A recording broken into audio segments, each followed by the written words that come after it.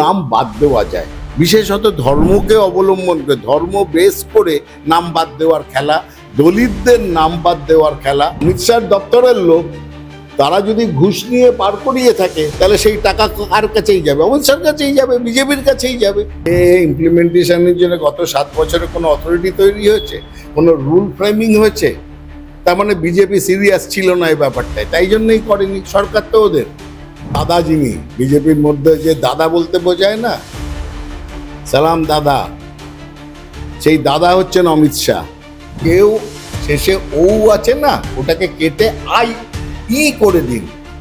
বিজেপির তরফ থেকেই বলা হচ্ছে, আর কেউ বলছে না। এই বর্ডার এবং তাতে কিছু এক্সট্রা ভোটার আছে, এই ব্যাপার।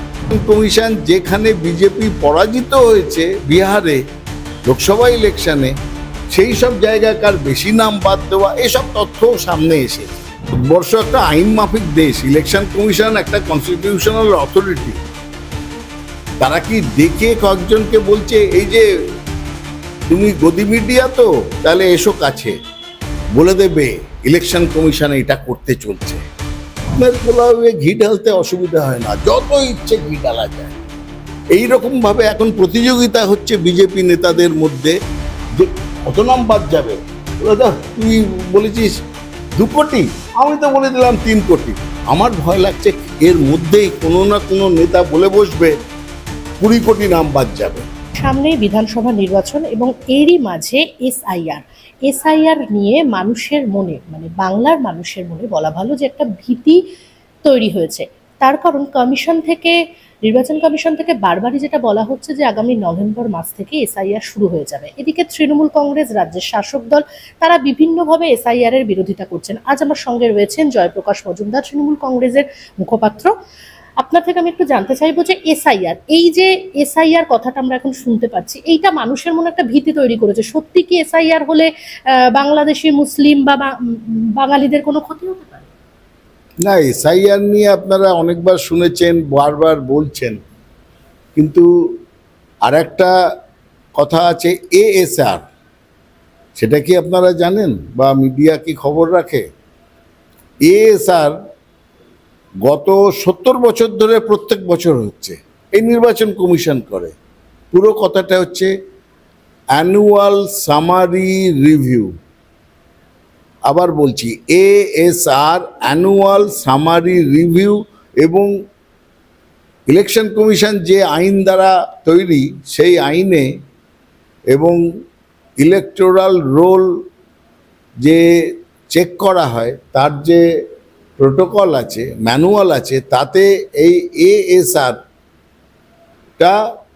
অবশ্য কর্তব্য ইলেকশন কমিশনের প্রত্যেক বছর করতে হয়। প্রত্যেক বছরের শেষে অক্টোবর, নভেম্বর, ডিসেম্বর মাসে তার নোটিশ বেরোয়। অ্যানুয়াল সামারি রিভিউ হবে ইলেকটোরাল রোল, ভোটার লিস্টের। তার জন্যে বিএলও এবং বুথ লেভেল এজেন্ট, তাদের সম্মিলিত প্রচেষ্টায় হবে, তার দিনক্ষণ অ্যানাউন্সড হয় এবং সেই প্রসেসটা কমপ্লিট করে নাম বাদ দেওয়া, নাম যোগ করা, নতুন নাম যোগ করা, এবং কারুর যদি কোনো অল্টার করতে হয়, তাদের যা ডিটেলস আছে ভোটার লিস্টে, সেইটা করা হয়। এবং প্রত্যেক বছরের জানুয়ারি মাসে 5 কি 6 তারিখে এই নতুন ভোটার লিস্ট পাবলিশ করতে হয়।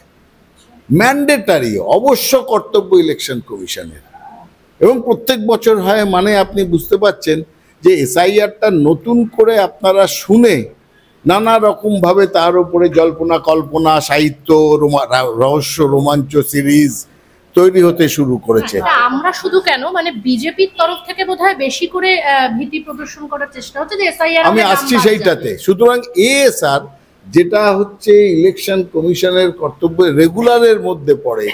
এএসআর নিয়ে কিন্তু সুপ্রিম কোর্টে কেউ দৌড়েনি। সুপ্রিম কোর্ট এএসআরটা জানে যে এটা সাধারণত হয়ে থাকে, সেইটা করতেই হবে।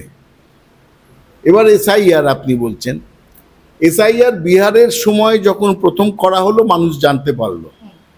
এবং কেন কুখ্যাত হলো এই আইনটার এই প্রচেষ্টা? দেখা গেল এসআইআর করে ইলেকশন কমিশন নজর দিলেন যে বিশেষভাবে বিজেপির নির্দেশ অনুযায়ী কত নাম বাদ দেওয়া যায়, বিশেষত ধর্মকে অবলম্বন করে ধর্ম বেস করে নাম বাদ দেওয়ার খেলা, দলিতদের নাম বাদ দেওয়ার খেলা। যেসব কনস্টিটুয়েন্সি বেছে বেছে ইলেকশন কমিশন, যেখানে বিজেপি পরাজিত হয়েছে বিহারে লোকসভা ইলেকশনে, সেই সব জায়গাকার বেশি নাম বাদ দেওয়া, এসব তথ্য সামনে এসেছে। বিষয়টি সুপ্রিম কোর্টে যায় এবং সুপ্রিম কোর্টে একের পর এক ধমক খেতে হয় নির্বাচন কমিশনকে।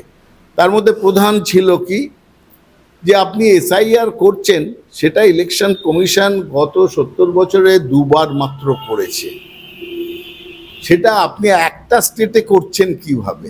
এটা তো সারা দেশের ক্ষেত্রে আপনাকে করতে হবে। আপনি একটা স্টেটকে টার্গেট করছেন কারণ ওইটা বিজেপি জিততে চায় বলে? ঠিক এইভাবে প্রশ্ন করা হয়েছে ইলেকশন কমিশনকে, তারা জবাব দিতে পারেনি। এবং তখন তাদের বলা হয় এসআইআর প্রক্রিয়া নেশন ওয়াইড করার দরকার, কখনো একটা স্টেটকে বেছে নিয়ে সেইটাকে ভালোভাবে দুমড়িয়ে মুচড়িয়ে নিজেদের মতন করে করে বিজেপির থলিতে উপহার দেওয়া, এটা নির্বাচন কমিশনের কাজ নয়। এইভাবে সুপ্রিম কোর্ট নির্দেশ দেয়।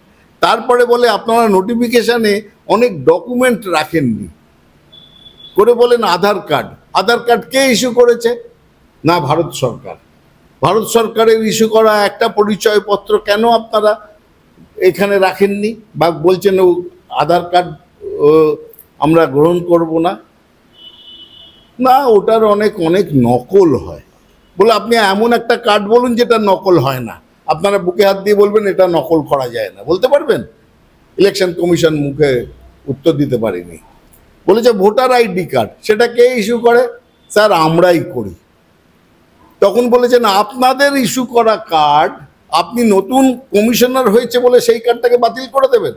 তার মানে কোনোদিন নতুন প্রধানমন্ত্রী বা নতুন প্রেসিডেন্ট এসে ভারতবর্ষের বলবে এর আগের যত পাসপোর্ট ইস্যু হয়েছিল সব বাদ, কারণ ওটা তো আগের লোকরা করেছিল? এটা হয় কোনো দিন?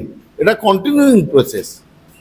এইসব জায়গায় ইলেকশন কমিশন খুব মানে একটা কি বলবো অস্বস্তিকর পরিস্থিতিতে পড়ে। এবং শেষ পর্যন্ত বিহার ইলেকশনকে সামনে রেখে সুপ্রিম কোর্ট লাস্ট হিয়ারিংয়ে বলে আমরা এক্ষুনি এসআইআরকে বন্ধ করছি না, কারণ আপনারা অনেকটা এগিয়েছেন, কিন্তু আপনারা যাদের নাম বাদ দিয়েছেন সেই নামের তালিকা প্রকাশ করতে হবে ইলেকশনের আগে। এবং আমরা যদি দেখি যে একটিও বৈধ নাম বাদ গেছে, তাহলে আমি সমস্ত প্রসেসটা বাতিল করে দিয়ে যেটা 2025 বা 2026-এর ইলেকটোরাল রোল, তার উপরে ভোট হবে, আপনি কারোর নাম বাদ দিতে পারবেন না। এরকম চেতাবনী বা ওয়ার্নিং সুপ্রিম কোর্ট দিয়ে রেখেছে। এরই মধ্যে ইলেকশন কমিশন মিটিং করে আমরা যা জানতে পাচ্ছি, এখনো পর্যন্ত জেনে রাখবেন, যে যাই বলুক, বিজেপির নেতারা কি বলছে আমি আসছি তারপরে, এসআইআর নিয়ে বিহার ছাড়া আর কোনো নোটিফিকেশন নেই যে কবে হবে, কোথায় হবে, কিভাবে হবে। যা সমস্ত আপনারা বলছেন সূত্র অনুসারে বা ওই ভাসিয়ে দেওয়া কথা, বিজেপি শোনা তো যাচ্ছে ইলেকশন কমিশন তথ্য যে 30 সেপ্টেম্বর আপনারা কোনো কাগজ দেখেছেন? কোনো নোটিফিকেশন নেই। ইলেকশন কমিশন একটা প্রেস করেছে? এই যে বলছেন ইলেকশন কমিশন আমরা জানতে পাচ্ছি, এই জানাটা কিভাবে? এই জানার সূত্রটা কি? যে একটা প্রেস কনফারেন্স করে একজন বললেন, বা কোনো নোটিফিকেশন না কোনো কিংবা লিখিত কাগজ বাইরে বা প্রেস বিজ্ঞপ্তি চালু করলেন। একটা ভারতবর্ষ একটা আইন মাফিক দেশ, ইলেকশন কমিশন একটা কনস্টিটিউশনাল অথরিটি। তারা কি ডেকে কয়েকজনকে বলছে এই যে তুমি গদি মিডিয়া তো, তাহলে এসো কাছে, বলে দেবে ইলেকশন কমিশন এটা করতে চলছে? এটা কি এইরকমই ছেলে খেলায় পর্যবসিত হয়েছে? আমি অবাক হয়ে যাচ্ছি যে ইলেকশন কমিশন, দেখুন এর আগে আমরা দেখেছি ইডি সিবিআই নিয়ে সূত্র অনুসারে জানা যাচ্ছে ইডি এত কোটি টাকা অমুক জায়গায় পেয়েছে, এ আমরা বহু শুনেছি, কিন্তু কোনোটা দেখিনি ইডি তথ্য দিয়ে সেটা কোর্টে গিয়ে পেশ করেছে। কিন্তু মিডিয়াতে একটা ন্যারেটিভ তৈরি হয়েছে। এটা কি ইলেকশন কমিশনও এইরকম শুরু করলো নাকি, পলিটিক্যাল ন্যারেটিভ শুরু করছে? না বিজেপির মহল থেকে এই ইনফরমেশনগুলো, যেগুলোকে মিসইনফরমেশন বলুন, ডিসইনফরমেশন বলুন, এইটার কারখানা তৈরি হয়েছে। অনবরত সেই কারখানা থেকে প্রোডাক্ট বেরোচ্ছে মিসইনফরমেশন আর ডিসইনফরমেশন। মানে তাহলে এখন আপনাদের কাছে কি মনে হচ্ছে, মানে আপনার আমরা অপেক্ষা করছি। আমাদের কাছে হচ্ছে যে এসআইআর হোক, এএসআর হোক, কারণ সেটাও অবশ্য কর্তব্য। একটা ভোটার লিস্ট ইলেকশন কমিশনকে 2026-এর জানুয়ারি মাসে বার করতে হবে, যার ওপরে নির্বাচন হবে এপ্রিল মে মাসে। যে ইলেকশনের notification in all probability election কমিশনকে করতে হবে ফেব্রুয়ারির শেষে বা মার্চের ফার্স্ট উইকে, সেইখানে টাইম নিয়ে সর্বসম্মতি ক্রমে সুপ্রিম কোর্ট যেখানে বাধা দেবে না, এবং stakeholder, all political party stakeholder, তারাও একমত হবে, সেই পর্যায়ে ইলেকশন কমিশনের দায়িত্ব সকলকে নিয়ে নির্বাচন করা। একটা পার্টিকে ব্যাক করে তাকে পাওয়ারে আনা ইলেকশন কমিশনের কাজ নয়। সেই প্রসেসটা করবে, তার জন্য আমরা অপেক্ষা করছি কিভাবে করবে। কিন্তু আপনার কি মনে হয় না যে এখানে যেহেতু বর্ডার এলাকা অনেকগুলো রয়েছে, তো সেক্ষেত্রে যেটা বলছে বিজেপির তরফ থেকেও বলা হচ্ছে, আপনার শান্তনু ঠাকুরও বলেছে যে থেকেই বলা হচ্ছে, থেকেও না, থেকেই। এবং শান্তনু ঠাকুর, শুভেন্দু অধিকারী যেটা বলছে, একটু আপনি যেটা বললেন না, বিজেপির তরফ থেকেও বলা হচ্ছে, আমি শুধু বলে দিই, থেকেও শেষে ও আছে না, ওটাকে কেটে করে দিন। বিজেপির তরফ থেকেই বলা হচ্ছে, আর কেউ বলছে না। এই বর্ডার এবং তাতে কিছু এক্সট্রা ভোটার আছে, এই ব্যাপার। এবার আপনি বলুন তো, 2019-এ সিএএ চালু হয়েছে এবং বিজেপির নেতারা এইসব বলতে গিয়ে পড়াশোনা কম থাকার জন্য এগুলো গুলিয়ে ফেলছেন। 2019-এর শেষে সিএএ, সিটিজেনশিপ অ্যামেন্ডমেন্ট অ্যাক্ট বিল ছিল, সেটা অ্যাক্ট হয়ে হলো। তাতে কি বলা হয়েছে, 2014 পর্যন্ত যারা বর্ডার ক্রস করে এসছে তাদের কোনো কাগজ দেখাতে হবে না, তারা এমনি ভারতবর্ষের সিটিজেনশিপ পাবে। এইটা হচ্ছে মুদ্রা কথা, তাদের নেই।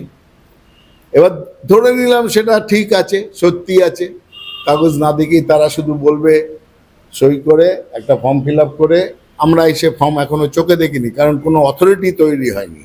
সিএএ ইমপ্লিমেন্টেশনের জন্য গত 7 বছরে কোনো অথরিটি তৈরি হয়েছে, কোনো রুল ফ্রেমিং হয়েছে? তার মানে বিজেপি সিরিয়াস ছিল না এই ব্যাপারটায়, তাই জন্যই করেনি। সরকার তো ওদের।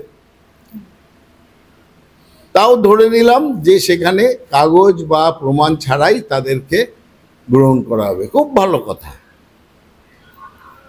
এবার 2014-র পর থেকে যারা এসছে তাদের ক্ষেত্রেই চিন্তা হওয়ার কারণ, যদি অন্য দেশ থেকে আসে। এবার অন্য দেশ থেকে আসতে গেলে তো বর্ডারটা ক্রস করতে হবে। এই বর্ডারের দায়িত্ব কার? পাহারা দেওয়ার। বিএসএফ কাদের? মমতা বন্দ্যোপাধ্যায় না কেন্দ্রীয় সরকার? বর্ডার পাহারা দেওয়ার দায়িত্ব সম্পূর্ণভাবে কেন্দ্রীয় সরকার এবং গৃহ মন্ত্রকের, যার মন্ত্রী হচ্ছেন অমিত শাহ, বড় দাদা যিনি। বিজেপির মধ্যে যে দাদা বলতে বোঝায় না, সালাম দাদা, সেই দাদা হচ্ছেন অমিত শাহ। সেই দাদার দায়িত্ব হচ্ছে ওই বর্ডার পাহারা দেওয়া। তার মানে বর্ডার পাহারা দেওয়া হয়নি তো। বিজেপি বলছে ইনফিল্ট্রেটার, বলছে না? ইনফিল্ট্রেটার মানে কি? যারা বর্ডার ক্রস করে এমনি ঢুকে এসছে। অমিত শাহর ভাষায় কি জানেন এটা? ঘুষবাইট, মানে প্রবেশ করে বসে গেছে, ঘুষবাইট। আচ্ছা, ঘুষবাইট ইয়েটা ক্রস করলো কি করে বর্ডারটা? আপনার ওই সৈন্য সামন্ত, বর্ডার সিকিউরিটি ফোর্স কি ঘুমোচ্ছিল? হয় ঘুমোচ্ছিল, নয় ঘুষ নিয়ে পার করেছে। তাহলে সেই ঘুষের টাকা কোথায় গেল? আপনার কাছে পৌঁছেছে? এই প্রশ্নগুলো তো উঠবেই। অমিত শাহর দপ্তরের লোক তারা যদি ঘুষ নিয়ে পার করিয়ে থাকে তাহলে সেই টাকা কার কাছেই যাবে? অমিত শাহর কাছেই যাবে, বিজেপির কাছেই যাবে। সহজ সলিউশন। আর নয়তো এরা অকর্মণ্য, অপদার্থ, এরা খেয়াল রাখতে পারছে না, বর্ডার পাহারা দিতে পারছে না, তাহলে তো সাংঘাতিক। রাষ্ট্রবোধ, ঘুষকে মারেঙ্গে, দিখা দেঙ্গে, এইসব বড় বড় কথা, ওদিকে পেছন দিক দিয়ে ঢুকে যাচ্ছে লোকজন, কিছু করতে পারছেন না। এটা আমাদের সকলেরই চিন্তা, ছেড়ে দিন না। কিন্তু যদি সত্যি এসআইআর হয় বাংলায়, তো সেক্ষেত্রে আমি যেটা বলতে যাচ্ছিলাম যে বাংলা অনেকগুলো বর্ডার এলাকা রয়েছে, তো সেখানে বিজেপি বলছে যে উদ্বাস্তুদের নাম বাদ যাবে, 1.5 কোটি নাম বাদ যাবে, তো সেখানে বিজেপির আখেরে ক্ষতিটাই হবে না বলে মনে হয়? না না, ক্ষতি তো হবেই। সব থেকে বড় কথা এই যে নাম বাদ যাবে, সেটা ইলেকশন কমিশন যদি বলে আমি বুঝতে পারি, তাদের কিছু তথ্য আছে। বিজেপি তো ইলেকশন কমিশনের মুখপাত্র নয়, বিজেপি একটা রাজনৈতিক দল। মানে তাহলে ওরা একটা নিজেদের না ক্ষতিটা কেন না না একটা প্রথম কথা হচ্ছে অনধিকার চর্চা করছে কেন? যে এসআইআর হলে, আর প্রত্যেকের তথ্যটা আলাদা, খেয়াল করে দেখবেন, একটুখানি দেখাবেন আপনারা যখন আমারটা প্রচার মানে নিয়ে যাবেন আপনাদের প্রচারে, মানে আমার বক্তব্যটা, যে শুভেন্দু অধিকারী বলছেন 1.5 কোটি বাদ যাবে, শান্তনু ঠাকুর বলছেন প্রায় 2 কোটি বাদ যাবে, ওনাদের একজন জেনারেল সেক্রেটারি আছেন জগন্নাথ চট্টোপাধ্যায়, তিনি বলছেন 3 থেকে 3.5 কোটি নাম বাদ যাবে। তো একটু ঠিক করে নিতে হবে, নিজেরা এক জায়গায় বসে ঠিক করে নেওয়া দরকার বিজেপির, যে ভাই কোনটা বলবো, কোন অঙ্কটা বলবো। যার যা মনে হচ্ছে, এটা অনেকটা কিরম মনে হচ্ছে জানেন, সব নেতারা রাত্রেবেলায় স্বপ্নের মধ্যে পোলাও করেছেন, সেই পোলাও করার পরে বলছেন আমি আমার স্বপ্নের পোলাওয়ে 10 হাতা ঘি ঢেলেছি। আরেকজন বলে 10 হাতাতে থেমে গেলি কেন, আমি তো 20 হাতা ঘি ঢেলেছি।